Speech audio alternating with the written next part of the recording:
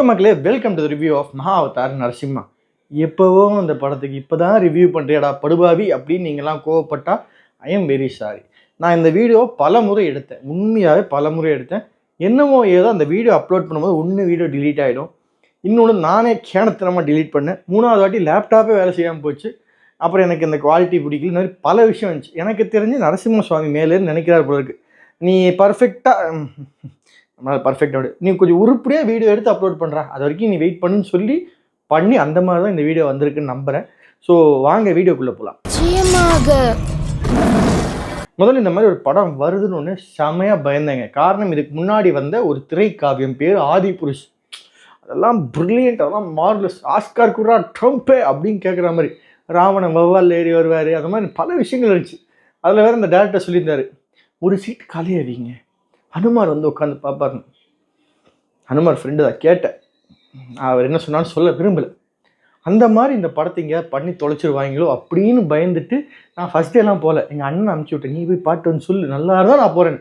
எங்கள் அண்ணன் சூப்பராக போகிறான்னா நான் அப்போது தியேட்டருக்குள்ளே போய் உட்கார வரைக்கும் லைட்டாக பயந்தான்.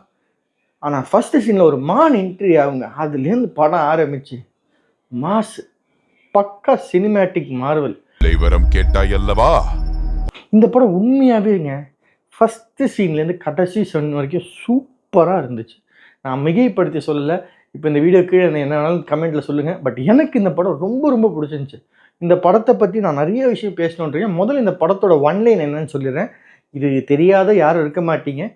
தெரிலனா உங்கள் வீட்டில் பாட்டி தாத்தா மற்ற வயசானவங்களை கேட்டிங்கன்னா சொல்லுவாங்க. இப்போ இருக்கிற வயசானவங்களுக்கு அதுவும் தெரியுமா எனக்கு தெரியல. அவங்களுக்கு வந்து வேண்டாம், விட்டுருக்கேன். இந்த படத்தோட ஒன்லைன் பார்த்தீங்கன்னா, ஹிரண்யாக்ஷன் ஹிரண்யகசிபுன்னு ரெண்டு கொடூரமான டீமன்ஸு அவங்க வந்து மக்களை ரொம்ப அச்சுறுத்தி வராங்க. இவங்களை வதம் செய்ய விஷ்ணு எப்படி வராரு அப்படிங்கிறதான் கதை. இன்னும் சிம்பிளாக சொல்லணும்னா, வராக சுவாமி மற்றும் நரசிம்ம சுவாமியின் அவதார கதை தான் இந்த கதை. இதுதான் ஒன்லைன். பார்த்தீங்களா எவ்வளோ சிம்பிளாக. இது ஸ்பாயிலருக்கே நீங்கள் வருத்தப்பட்டால் என்னால் ஒன்றும் பண்ண முடியாது. இதுக்கு ஸ்பாயிலர்லாம் இருக்கும், இது எல்லாருக்கும் தெரிஞ்ச கதை. ஆனால் இந்த தெரிஞ்ச கதையை சூப்பராக எடுத்திருக்காரு இந்த படத்தோட டைரக்டர் அஸ்வின் குமார். இவர் வந்து இந்த படத்துக்காக நிறைய புராணங்கள், விஷ்ணு புராணம், ஸ்ரீமத் பாகவதம், நரசிம்ம புராணம், இந்த மாதிரி பல புராணங்களில் படித்து அதுலேருந்து எல்லாத்துலேருந்து எடுத்து கம்பைல் பண்ணி இந்த படம் பண்ணியிருக்காருன்னு அவர் சொல்லியிருக்காரு. அந்த மாதிரி இந்த படம் சூப்பராக எடுத்திருக்காரு. அடுத்தது இந்த படத்தில் இருக்கிற ரொம்ப ரொம்ப முக்கியமான விஷயம், இதில் நடித்தவர்கள்னு சொல்ல முடியாது, இது அனிமேட்டட் தான். இது வந்து லைவாக நம்மளை மாதிரி மனிதர்களாக நடித்தது கிடையாது, இது அனிமேட்டட் படம். ஆனால் அந்த அனிமேட்டட் கேரக்டர்ஸ் ஒன்றுமே அவ்வளோ அருமையாக இருந்திருக்கு. பிரகலாதன் பார்க்கும்போது உண்மையாகவே பிரகலாதன் வந்து அமேசிங்காக அந்த அந்த ஒரு குழந்தைக்கான இன்னசென்ஸ் அந்த மூஞ்சில தெரியுது. அந்த விஷ்ணு தங்களை பார்க்க வரமாட்டான் இளவரசே, அந்த ஒரு ஏக்கம், கடவுள் நம்ம கிட்ட வந்து பேச மாட்டாரான்னு கேட்குற மாதிரி ஒரு கன்வே பண்ணுற ஏக்கம் அவர்கிட்ட இருக்கிறது, அதை அழகாக காமிச்சிருக்காங்க. அண்ட் அந்த கடைசி 20 நிமிஷம் நரசிம்மர் உள்ளே வந்து ஆஹா, அதெல்லாம் உண்மையாக சொல்கிறேன், கூஸ் பம்ஸ் தான், அதாங்க கூஸ் பம்ஸ். வேற லெவலாக இருந்துச்சு. அதில் நரசிம்மாவோட அந்த அந்த அந்த டீட்டெயிலிங்லாம் பார்த்தீங்கன்னா, கையில் மருதாணி போட்டிருப்பாரு, காலில் மருதாணி, ஒரு சீனில் போய் கால் இப்படி ஒட்டி பரப்பார், அதில் அந்த காலே அழகாக இருக்கும். அந்த அளவுக்கு விஎஃப்எக்ஸ் ஒவ்வொரு கேரக்டருக்கும் சூப்பராக பண்ணியிருக்காங்க. பிரகலாதனாக இருக்கட்டும், நரசிம்மராக இருக்கட்டும், வரஹா சுவாமியாக இருக்கட்டும், பூமாதேவியாக இருக்கட்டும், எல்லாரோட லுக்கும், எல்லாரோட அந்த அந்த ஒரு ஆக்டிங்னே சொல்லலாம், பர்ஃபெக்டாக கிராஃபிக்ஸில் பண்ணியிருந்தாங்க. அண்ட் அவரே ஒரு இன்டர்வியூ சொன்னார், இந்த மாதிரி கிராஃபிக்ஸ் பண்ண ரொம்ப நேரம் ஆகும், ரொம்ப ரொம்ப நாட்கள் ஆகும் இந்த மாதிரி கிராஃபிக்ஸ் பண்ணனு. அண்ட் இந்த படத்தில் பார்த்தீங்கன்னா அந்த காமிக்கிற விஷுவல்ஸ், கோவிலாக இருக்கட்டும், அந்த ஹிரண்யாக்ஷன் ஹிரண்யகசிபு ஃபஸ்ட்டு போய் ஒரு ஊரை அழிப்பாங்க, அந்த ஊரை காமிக்கிற விதமாக இருக்கட்டும், பூமாதேவியை போய் ஒரு காப்பாற்றி, அந்த மாதிரி எல்லா விஷுவல்ஸுமே சூப்பராக வந்திருக்கு. நான் பயந்தது என்னென்ன, எப்போவும் சொல்லுவாங்க இந்தியாவில் அனிமேஷன் எடுத்தால் என்னப்பா இருக்கும், வெள்ளைக்காரன் எடுத்தால் கும்ஃபு பாண்டா மாதிரி இருக்கும், நம்ம ஊரில் பன்னிக்குட்டி மாதிரி எடுத்து விளைவாங்க, அந்த பயம் இருந்துச்சு. பட் இவங்களுக்கான பட்ஜெட்டில் உண்மையாகவே சூப்பராக எடுத்திருந்தாங்க. அடுத்தது இந்த படத்தோட மியூசிக், சாம் சிஎஸ் அவர்கள் பட்டு கிளப்பியிருக்காருன்னே சொல்லலாம். காரணம், இது ஒரு அனிமேஷன் படங்கிறதுனால இதில் பேக்ரவுண்ட் ஸ்கோர் ரொம்ப முக்கியம். அதே அளவுக்கு இந்த படத்தில் வந்த பாடல்களும் சூப்பராக இருந்திருக்கு.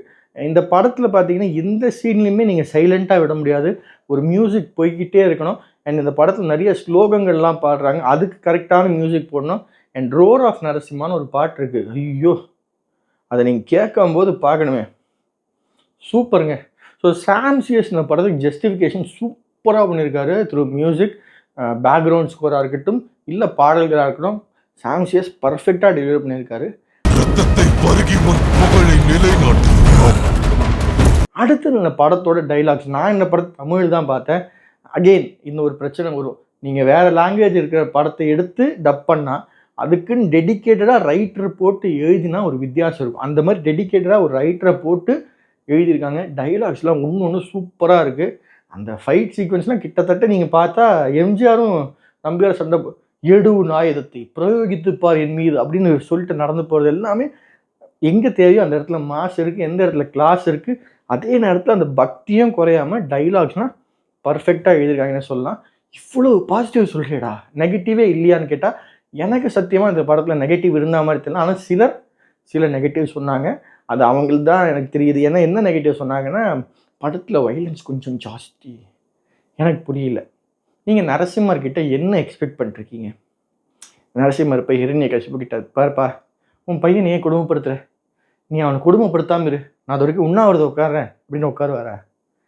தலைவன் வரந்தா பொழப்பான், பிரிப்பான், கொல்லுவான். அதான் அவ்வளோ கோபமான ரூபம் தான் நரசிம்ம அவதாரம். ஆனால் அதுலேயே ஒரு சூப்பரான விஷயம் காமிச்சிருப்பாங்க.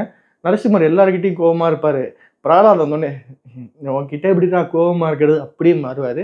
அண்ட் ஆல்சோ இந்த படத்தில் வந்து எனக்கு தெரியாத ஒரு விஷயம் வச்சுருந்தாங்க. அது என்னென்னா, ஏன் விஷ்ணு அவர்கள் சிங்கமாக உருவெடுத்தார், ஏன் புலியாக வந்திருக்கலாம், சிறுத்தையாக வந்திருக்கலாம். ஏன்னா இதுலேயே ஒரு டைலாக் வரும், கூப்பிடு பார்த்துடலாம் யார் சிங்கம் யார் நரின்னு தெரிஞ்சிடும் அப்படின்னு சொல்கிறது. அந்த டைலாக்னால தான் அவர் சிங்க அவதாரம் எடுத்தார் அப்படிங்கிற மாதிரி காமிச்சிருப்பாங்க. இது சத்தியமாக எனக்கு தெரியாது. அந்த மாதிரி பல விஷயங்களுமே இந்த படத்தில் காமிச்சிருக்காங்க. ஸோ இந்த படத்தில் வைலன்ஸ் ஜாஸ்தியாக இருக்குன்னு நினைக்கிறவங்க அடுத்தது பரசுராம் எடுக்க போகிறாரு, என்னன்னு தெரியல. பட் இந்த வைலன்ஸு ஜஸ்டிஃபைடாக இருக்குது. நான் போகும்போது பலரும் குழந்தைங்கள்லாம் கூப்பிட்டு வந்தாங்க. அவங்க ஒன்றும் இந்த வைலன்ஸை பார்த்து பயந்தா மாதிரிலாம் தெரியல. நீங்கள் மற்ற படத்துக்குலாம் போங்க, வெள்ளை சட்டையோட உள்ள போனீங்கன்னா வெளில வரும்போது சிவப்பு சட்டையோட உள்ள வருவீங்க. அதுக்கெல்லாமே எதுவும் குறை சொல்லாது, நீங்கள் சமத்தில் அது குறை சொல்கிறீங்க. ஸோ என்னை பொறுத்த வரைக்கும் இந்த படத்தில் நெகட்டிவ்ஸே கிடையாது.